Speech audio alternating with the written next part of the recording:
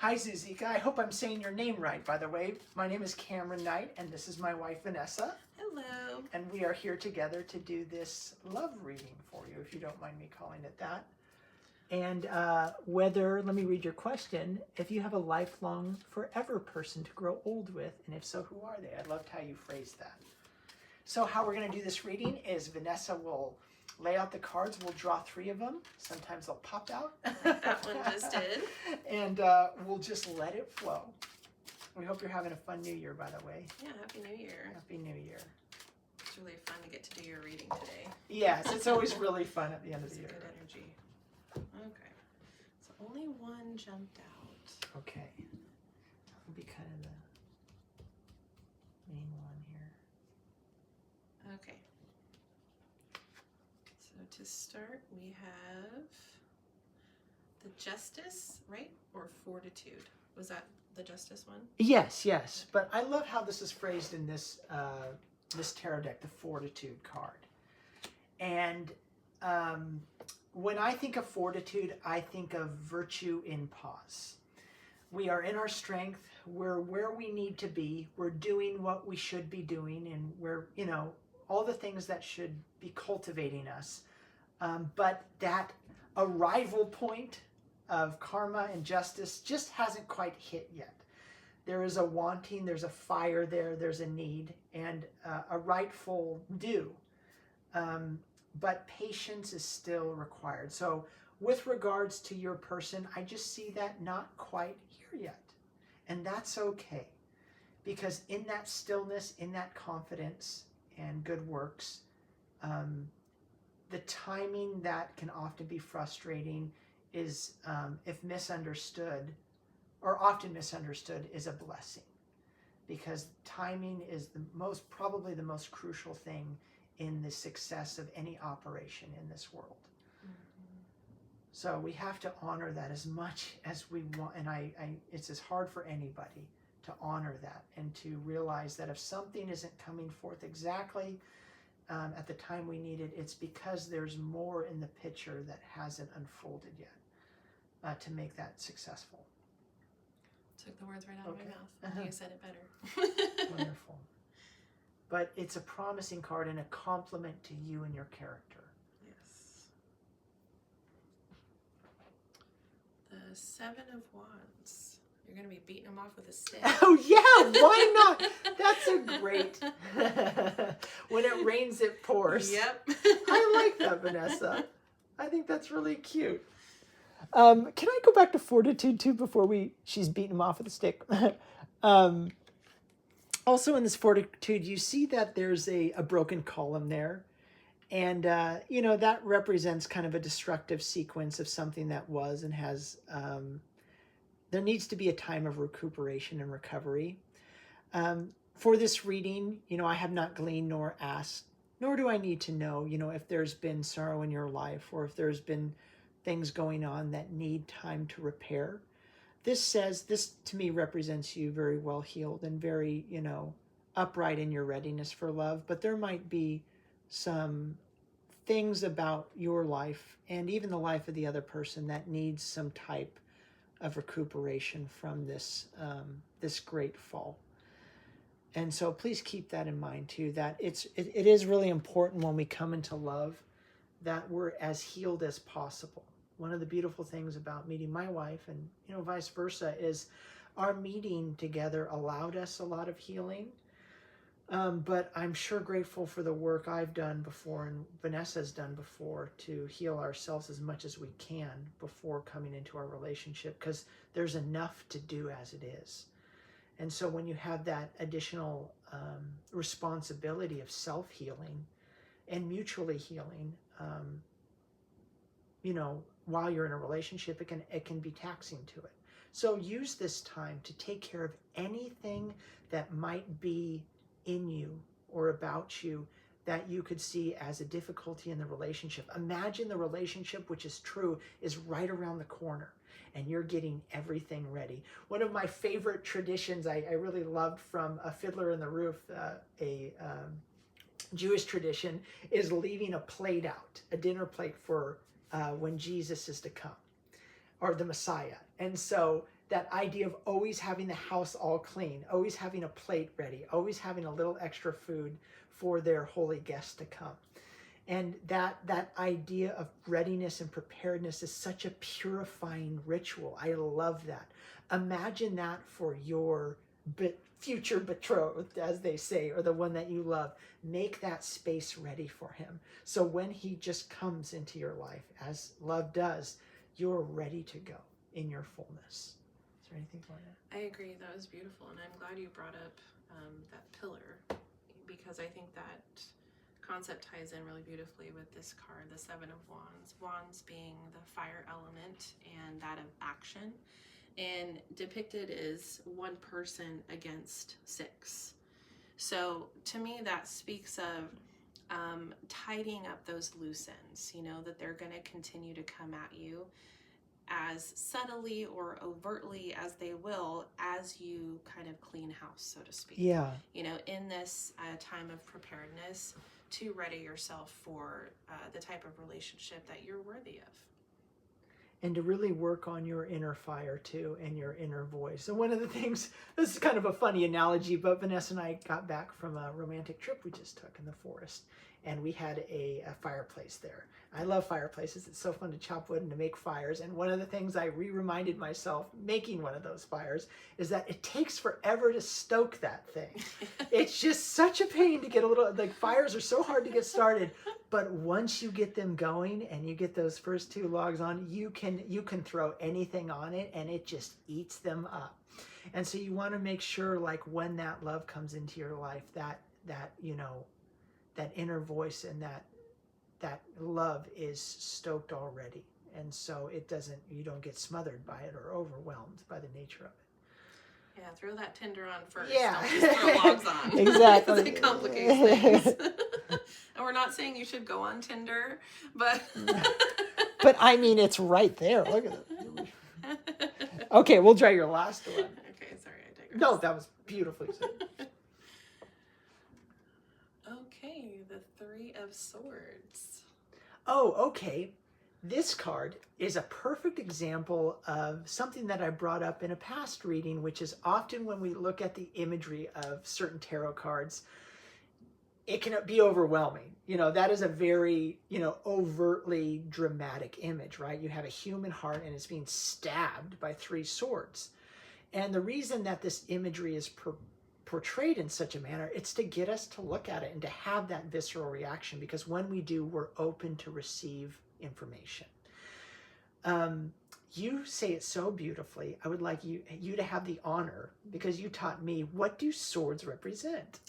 Thank you. I was really excited. I didn't want to take your credit because you taught me this.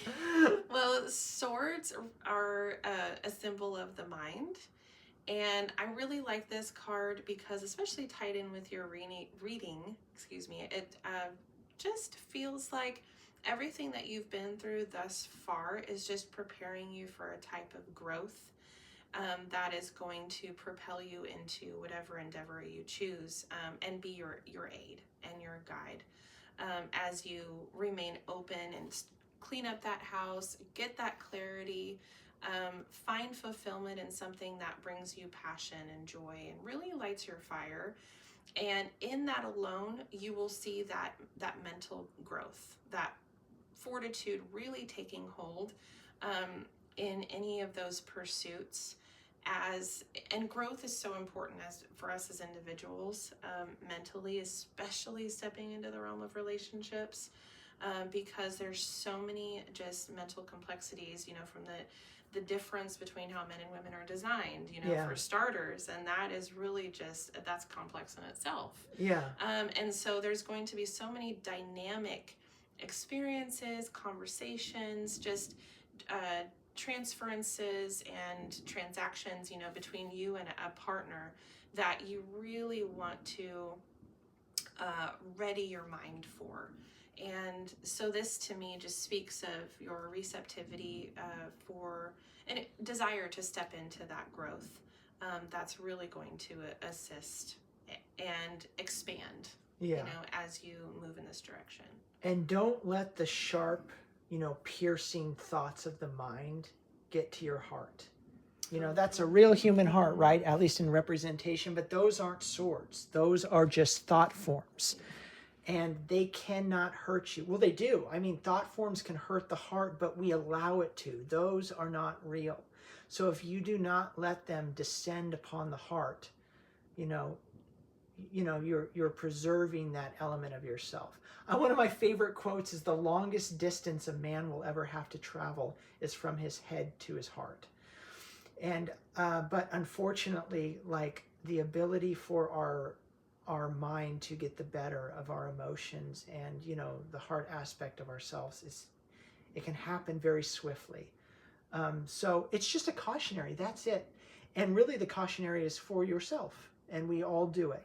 So don't allow any discouraging, dissuading thoughts dissuade you from the enterprise of love. Yeah, and I'm sorry if I didn't really explain why I went the direction of growth, but because of what's depicted here, you know, the swords piercing through the heart, anytime we experience any kind of inner turmoil, that speaks of something that's very heart-centered. It is a catalyst for expansion of our souls. And that's just something to keep in mind, where anytime you experience something like that, that just feels really heavy and really weighs on you and feels like there's no end in sight, don't allow that negative thought pattern to take hold, but instead focus on that this is really just creating a type of pressure that is going to reveal a diamond in the end. Yeah. And for each experience, we're going to, you know, continue to meet those catalysts. And as you expand and you are able to clear your mind, ready your heart, then that will allow for a type of ease in connection with someone. And because this isn't a fortune telling, I wish we could tell you who that person is. But because you are a seeker and you seem to desire to really go within and be introspective in what it takes to move into the next phase of your desire, then that really speaks of someone who has a good intuition that will know when that connection reveals itself. Yes. Be patient is what we're saying. I'm seeing here. You know, be stalwart in your pursuit of love, active, and be kind to yourself in this process. With that said, it's the end of the year. You've asked a very specific question, so let's have a little fun. We'll draw a card on behalf of this future individual in your life that serves as a representation of a qualities to look for, whether negative or positive, that can provide kind of an anchor to that. The Knight of Wands. Yes! So we like that's knights. Awesome. That is awesome. So please take this for what it is and how we see it as readers, which is a playful but developmental and serious practice that allows us to interact with kind of the etheric elements of life and to help guide us along. And so be playful with it. Have fun. Look at these images and acquire interpretations also for yourself. But at the same time, even the simplest games can be very serious. And I do not ascribe tarot to that. I think it's more meaningful and symbolic than it seems. But with that said, there should be fun in it. So with that said, I see the Knight of Wands as an active man. He is someone in the throes of passion. He is, he's active. He's maybe on the younger side. You know, he's not like an older man and not, you know, he's not a king. But at the same time, he's not a page. And he's very passionate. I relate a lot with the Knight of Wands. And passion has its, well, what's it like to live with a passionate man? A passionate knight. Goodness. My last name's Knight, by the way. There are very, well, let me just put it this way. It's a full spectrum experience. It really is. Yes. That's a great way to put it. I mean, that pendulum swings both ways, you know? Well said. So, again, that's part of the complexities of being in a relationship on top of being someone who is passionate or with someone who is passionate. And understanding, points of view and the proactivity of each gender, of each participant in that relationship.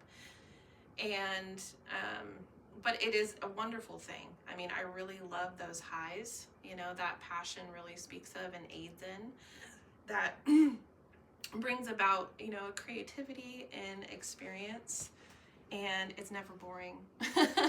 And you can also see a lot of your cards have fire in here. To learn to tame fire, because this guy's full of fire.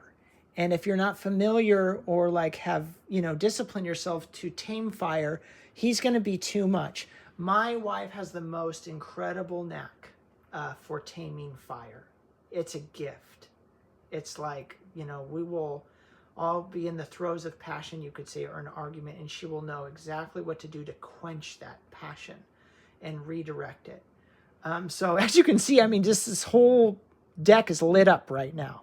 And so that's great. But on the plus side, you're going to get someone, or you might look for someone, by the way, he'll squeeze you too really good.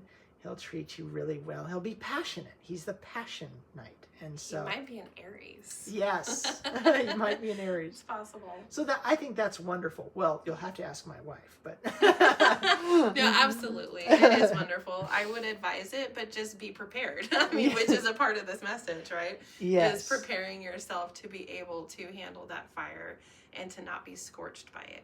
Yeah.